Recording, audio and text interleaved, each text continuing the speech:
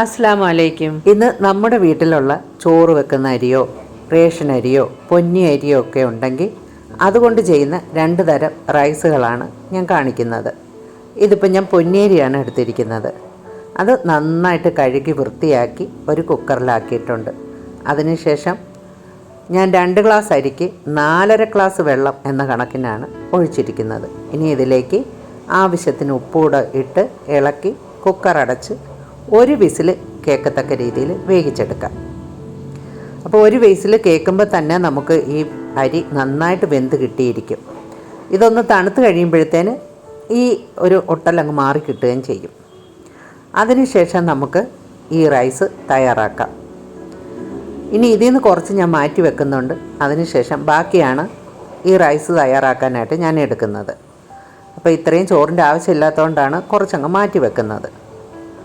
ഒരു നേരത്തേക്കൊക്കെ കഴിക്കാൻ നമുക്ക് കുറച്ച് റൈസ് മാത്രം എടുത്താൽ മതിയാവും.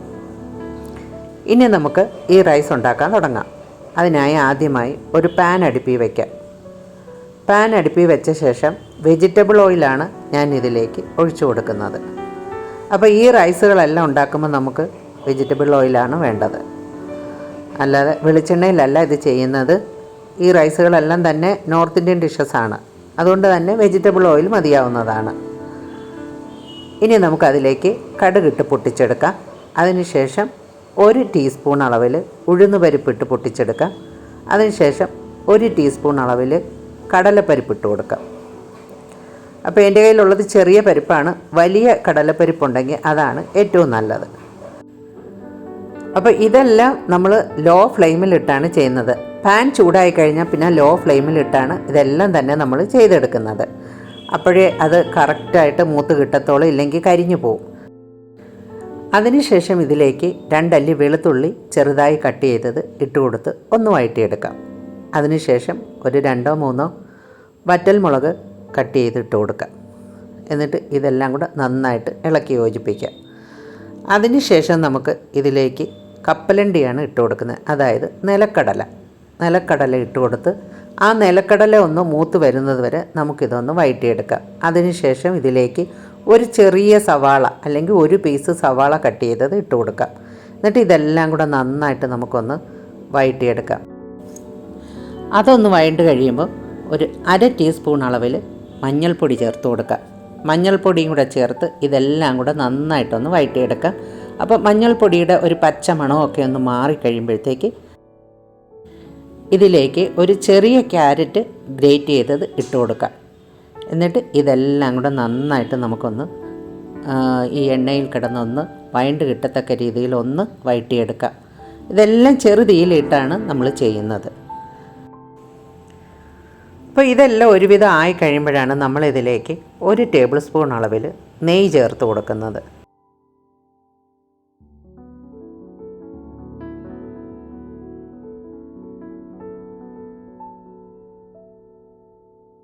നെയ്യ് ചേർത്ത് ഒന്ന് ഇളക്കിയ ശേഷം ഒരു അല്പം ഉപ്പും കൂടി ചേർത്ത് കൊടുക്കുക. അപ്പം നമ്മൾ ചോറ് ഉപ്പിട്ടാണ് വേവിച്ചിരിക്കുന്നത്. പക്ഷേ നമ്മൾ ഇപ്പോൾ ഈ ചേർത്തിരിക്കുന്ന ഈ മസാലക്കൂട്ടിനെല്ലാം കൂടി ഒരല്പം ഉപ്പിൻ്റെ ഒരു ടേസ്റ്റ് കിട്ടാൻ വേണ്ടിയിട്ടാണ് ഒരല്പം ഉപ്പിട്ട് കൊടുക്കുന്നത്. അപ്പോൾ ഉപ്പിട്ട് ഒന്നും കൂടെ ഒന്ന് ഇളക്കി എല്ലാത്തിലും ഒന്ന് യോജിപ്പിക്കത്തക്ക രീതിയിൽ ഇളക്കിയതിന് ശേഷം നമ്മൾ എടുത്ത് മാറ്റി വെച്ചിരിക്കുന്ന ചോറ് ഇതിലേക്ക് തട്ടിക്കൊടുക്കുക. അപ്പോഴത്തേക്കും നമ്മുടെ ചോറൊക്കെ നന്നായിട്ട് തണുത്ത് കിട്ടിക്കഴിയും. അപ്പോൾ തണുത്തതിന് ശേഷം ഈ റൈസ് ഉണ്ടാക്കുന്നതാണ് ഏറ്റവും നല്ലത്. അപ്പോഴാണ് നല്ല ഒന്നിലൊട്ടാതെ നല്ല രീതിയിൽ നമുക്കിത് കിട്ടുകയുള്ളൂ. അങ്ങനെ ഈ റൈസ് എല്ലാം ഇതിനകത്തിട്ട് നന്നായിട്ട് ഇളക്കിയെടുക്കാം. അപ്പോൾ ഈ മസാലക്കൂട്ടിലൊക്കെ കിടന്ന ഈ റൈസ് ഒന്ന് ഒരുവിധം ആകുന്ന വരെ നമുക്ക് ഇളക്കി കൊടുക്കാം. അതിനുശേഷം ഒരു 1/2 മുറി നാരങ്ങാ നീരാണ് ഇതിലേക്ക് ചേർത്ത് കൊടുക്കുന്നത്. നാരങ്ങാ നീരിൻ്റെ അളവൊക്കെ കൂട്ടുകയോ കുറയ്ക്കുകയോ ഒക്കെ ചെയ്യാവുന്നതാണ്. അപ്പം ഞാനിവിടെ ഒരു ചെറിയ നാരങ്ങയുടെ നീരാണ് ചേർത്ത് കൊടുത്തിരിക്കുന്നത്. അങ്ങനെ നമ്മുടെ സ്വാദിഷ്ടമായ പൊന്നി അരി കൊണ്ടുള്ള ലെമൺ റൈസ് ഇവിടെ തയ്യാറായിട്ടുണ്ട്. അപ്പോൾ ഈ വീഡിയോ നിങ്ങൾക്ക് ഇഷ്ടപ്പെട്ടാൽ ലൈക്ക് ചെയ്യണം, ഷെയർ ചെയ്യണം. ആദ്യമായിട്ട് കാണുന്നവരാണെങ്കിൽ ഒന്ന് സബ്സ്ക്രൈബും കൂടെ ചെയ്യണേ. 1 മിനിറ്റെങ്കിലും വീഡിയോ കണ്ടതിന് ശേഷം മാത്രമേ സബ്സ്ക്രൈബ് ചെയ്യാവൂ, ഇല്ലെങ്കിൽ ഞങ്ങൾക്ക് ആ സബ്സ്ക്രിപ്ഷൻ ഒന്നും കിട്ടാതെ പോകും. അങ്ങനെ നമ്മുടെ സ്വാദിഷ്ടമായ ലെമൺ റൈസിനകത്ത് ഒരല്പം മല്ലിയിലയും കറിവേപ്പിലയും കൂടെ ചേർത്ത് കൊടുക്കുക. എന്നിട്ട് നന്നായിട്ട് തത്തിപ്പൊത്തി അടച്ച് 1 മിനിറ്റ് ഒന്ന് കുക്ക് ചെയ്തെടുക്കാം. അതിനുശേഷം തീ ഓഫ് ചെയ്തിട്ട് നമുക്ക് സെർവ് ചെയ്യാവുന്നതാണ്. ഈ റൈസ് കഴിക്കാനായി നമുക്ക് ഒരുപാട് കറികളൊന്നും വേണമെന്നില്ല. ഒന്നുകിൽ ഒരു അച്ചാറോ എന്തെങ്കിലും ഒരു വറുത്തതോ ഒക്കെ മതിയാവും നമുക്ക് ഈ റൈസ് കഴിക്കാനായി. അല്ലാതെ ഒരുപാട് കറികളൊന്നും ഈ റൈസുകൾ ഉണ്ടാക്കുമ്പോൾ നമുക്ക് ആവശ്യമില്ല. ഒരു സലാഡ് ഉണ്ടെങ്കിലും നമുക്ക് ഈ റൈസ് യഥേഷ്ടം കഴിക്കാവുന്നതാണ്.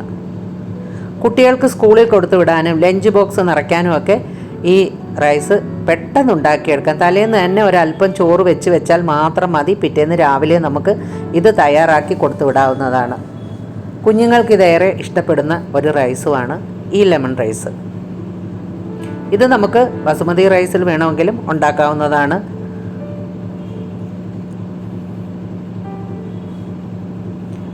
അപ്പോൾ നമ്മുടെ സ്വാദിഷ്ടമായ ലെമൺ റൈസ് ഇവിടെ റെഡി ആയിട്ടുണ്ട്. അപ്പോൾ ഇനി നമുക്ക് ഒരു വെജിറ്റബിൾ റൈസാണ് ഉണ്ടാക്കുന്നത്. അത് പൊന്നിയരിയിൽ തന്നെയാണ് ഉണ്ടാക്കുന്നത്. അത് നമുക്ക് റേഷൻ അരിയോ നമ്മൾ ചോറ് വെക്കുന്ന അരിയോ ഒക്കെ ഉണ്ടെങ്കിൽ ചെയ്തെടുക്കാവുന്നതാണ്. വെള്ളത്തിൻ്റെ അളവ് അറിയാമെങ്കിൽ അതനുസരിച്ച് വേണം നമ്മൾ അരിയിൽ വെള്ളം ഒഴിക്കാൻ. അത് മാത്രമേ ഉള്ളൂ നമ്മൾ ഒന്ന് നോട്ട് ചെയ്യേണ്ട കാര്യം. ബാക്കിയൊക്കെ നമുക്ക് സാധാരണ രീതിയിൽ തന്നെ ചെയ്തെടുക്കാവുന്നതാണ്. ഇതിലേക്ക് ഞാൻ 1.5 ടേബിൾ സ്പൂൺ നെയ്യും 1.5 ടേബിൾ സ്പൂൺ വെളിച്ചെണ്ണയുമാണ് ചേർത്ത് കൊടുക്കുന്നത്. അപ്പോൾ ഇത് ഇത്തിരി കൂടുതൽ ചെയ്യുന്നത് കൊണ്ടാണ് ഇത്രയും ചേർത്ത് കൊടുക്കുന്നത്. അതിനുശേഷം കുറച്ച് വെജിറ്റബിൾ അരിഞ്ഞ് മാറ്റി വെച്ചിട്ടുണ്ട്.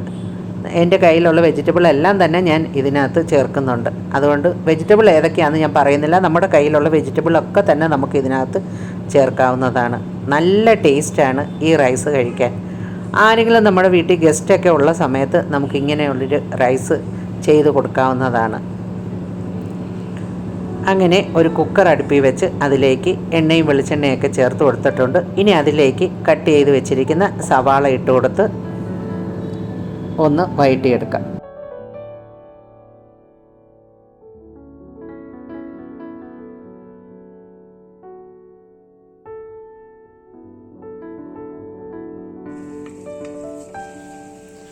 സവാള ഒരുവിധം നന്നായിട്ട് തന്നെ വഴറ്റിയെടുക്കാം.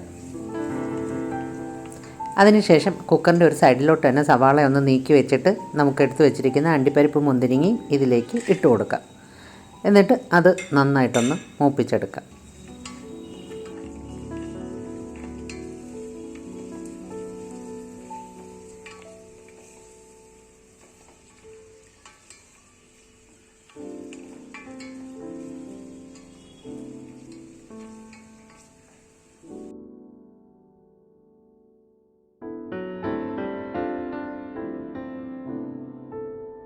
സവാള അണ്ടിപ്പരിപ്പും ഒക്കെ ഒരുവിധം മൂത്ത് കഴിയുമ്പോൾ നമ്മൾ ഇതിനകത്ത് മസാലകളാണ് ചേർത്ത് കൊടുക്കുന്നത്. 2 ബേ ലീഫ്, പട്ട, ഗ്രാമ്പൂ, ഏലയ്ക്ക, വലിയ ജീരകം, അങ്ങനെ എല്ലാം കൂടെ ഒരുമിച്ച് നമുക്ക് ഇതിനകത്തോട്ട് തട്ടിക്കൊടുത്ത ശേഷം നമുക്കിതെല്ലാം കൂടെ ഒന്ന് വഴറ്റിയെടുക്കാം. സ്റ്റാർ ലീവ്സും കൂടെ ഞാൻ ചേർക്കുന്നുണ്ട്. അതിൻ്റെ ടേസ്റ്റ് ഇഷ്ടമുള്ളവർക്ക് ചേർത്താൽ മതി, ഇല്ലാത്തവർ അത് സ്കിപ്പ് ചെയ്യാവുന്നതാണ്. അതിനുശേഷം ഞാൻ ഇതിനകത്തോട്ട് ചേർക്കുന്നത് ഇഞ്ചി വെളുത്തുള്ളി പേസ്റ്റാണ്. അതൊരു 1.5 ടേബിൾ സ്പൂണോളം ചേർക്കുന്നുണ്ട്. ഇഞ്ചി വെളുത്തുള്ളി പേസ്റ്റ് ചേർത്ത ശേഷം അപ്പോൾ നമ്മൾ ഈ ഫ്ലെയിം ഒന്ന് ലോ ഫ്ലെയിമിൽ വെച്ച് വേണം ഇത് ചേർക്കാൻ. കാരണം ഇഞ്ചി വെളുത്തുള്ളി പേസ്റ്റ് ആയതുകൊണ്ട് ചിലപ്പോൾ അടിക്ക് പിടിക്കാൻ സാധ്യതയുണ്ട്. അതുകൊണ്ട് ലോ ഫ്ലെയിമിൽ വെച്ച് നമുക്കിതൊന്ന് വഴറ്റിയെടുക്കാം. അതിനുശേഷം എടുത്ത് വെച്ചിരിക്കുന്ന വെജിറ്റബിൾ ഓരോന്നോരോന്നായിട്ട് നമുക്കിതിലേക്ക് തട്ടിക്കൊടുക്കാം. ക്യാരറ്റ്, ക്യാപ്സിക്കം, പയർ, പച്ചമുളക്, കിഴങ്ങ്,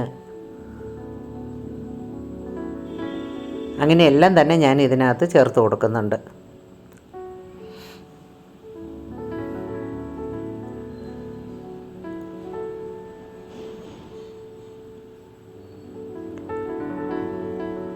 ഒരു വലിയ ടൊമാറ്റോയും കൂടെ കട്ട് ചെയ്ത് ചേർക്കുന്നുണ്ട്. അതിനുശേഷം നമ്മൾ ഇതിൽ ചേർക്കുന്നത് മഞ്ഞൾപ്പൊടിയാണ്. മഞ്ഞൾപ്പൊടി ഒരു 1.5 ടേബിൾ സ്പൂണോളം ചേർത്ത് കൊടുക്കാം. കാരണം റൈസ് കൂടുതലുള്ളതുകൊണ്ട് തന്നെ മഞ്ഞൾപ്പൊടി അല്പം കൂടുതൽ തന്നെ വേണം. അതിനുശേഷം ചേർക്കുന്നത് മല്ലിപ്പൊടിയാണ്. മല്ലിപ്പൊടി ഒരു ടീസ്പൂൺ അളവിൽ ചേർത്ത് കൊടുക്കുന്നുണ്ട്. പിന്നെ ചേർക്കുന്നത് 1 ടേബിൾ സ്പൂൺ മുളക് പൊടിയാണ്. കാശ്മീരി ചില്ലി പൗഡറാണ് ഞാനിതിൽ ചേർക്കുന്നത്. അധികം എരിവില്ലാത്ത ചോറാവാൻ വേണ്ടിയിട്ടാണ് കാശ്മീരി ചില്ലി പൗഡർ ചേർക്കുന്നത്. അതിനുശേഷം ഇതെല്ലാം കൂടെ നമുക്ക് ലോ ഫ്ലെയിമിലിട്ട് തന്നെ വഴറ്റി യോജിപ്പിച്ചെടുക്കാം. അപ്പോൾ ഈ മുളക് പൊടിയുടെയും മല്ലിപ്പൊടിയുടെയും മഞ്ഞൾപ്പൊടിയുടെയൊക്കെ ആ പച്ച ചുവയൊന്ന് മാറി കിട്ടുന്നത് വരെ നമുക്കിതൊന്ന് വഴറ്റിയെടുക്കാം.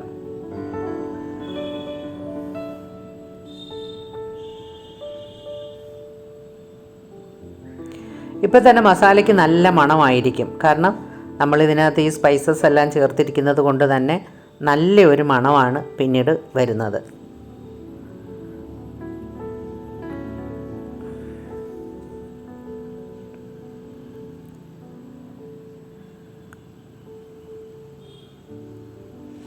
ഇതെല്ലാം വഴറ്റി യോജിപ്പിച്ച ശേഷം മാത്രമാണ് നമ്മൾ ഇതിനകത്തോട്ട് റൈസ് ഇട്ട് കൊടുക്കുന്നത്.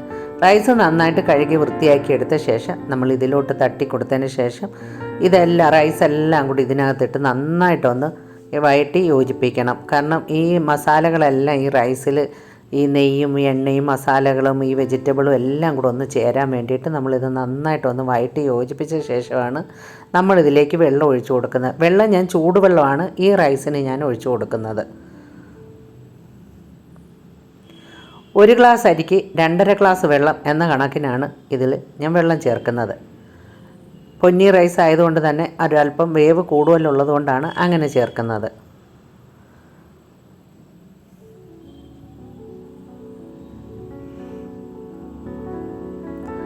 അങ്ങനെ വെള്ളമെല്ലാം ചേർത്ത ശേഷം നന്നായി ഒന്നുകൂടെ ഒന്ന് ഇളക്കി യോജിപ്പിച്ച് ആവശ്യത്തിന് ഉപ്പും ചേർത്ത ശേഷം നമുക്കിത് അടച്ച് വെച്ച് ഒറ്റ വിസിൽ കേൾക്കത്തക്ക രീതിയിൽ കുക്ക് ചെയ്തെടുക്കാം. അപ്പോൾ റൈസൊക്കെ വേകാൻ 1 വിസിലിൻ്റെ ആവശ്യമേ ഉള്ളൂ.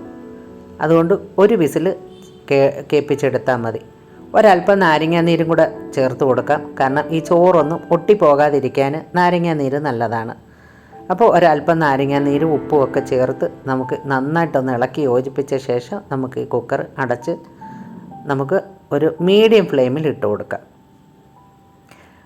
മീഡിയം ഫ്ലെയിമിൽ ഇട്ട് കൊടുത്ത ശേഷം ഒരല്പം വിസിൽ വരുന്ന സമയമാകുമ്പോഴത്തേക്കും നമുക്കിത് ലോ ഫ്ലെയിമിലോട്ട് മാറ്റി കൊടുക്കാം. ഇല്ലെങ്കിൽ ചിലപ്പോൾ അടുക്കി പിടിക്കും. ഇത്രയും മസാലകൾ ചേർന്നതുകൊണ്ട് അടുക്കി പിടിക്കാൻ സാധ്യതയുണ്ട്.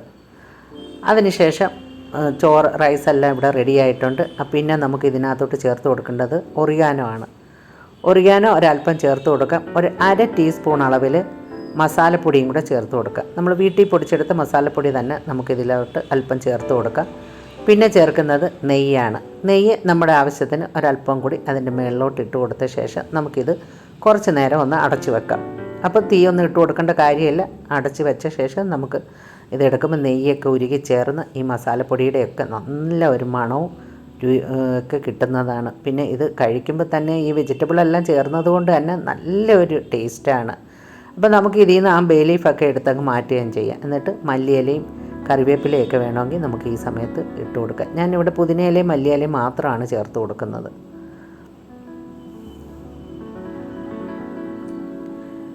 അങ്ങനെ സ്വാദിഷ്ടമായ 2 റൈസുകളാണ് ഇവിടെ പൊന്നി അരിയിൽ ഞാൻ റെഡിയാക്കി എടുത്തിരിക്കുന്നത്.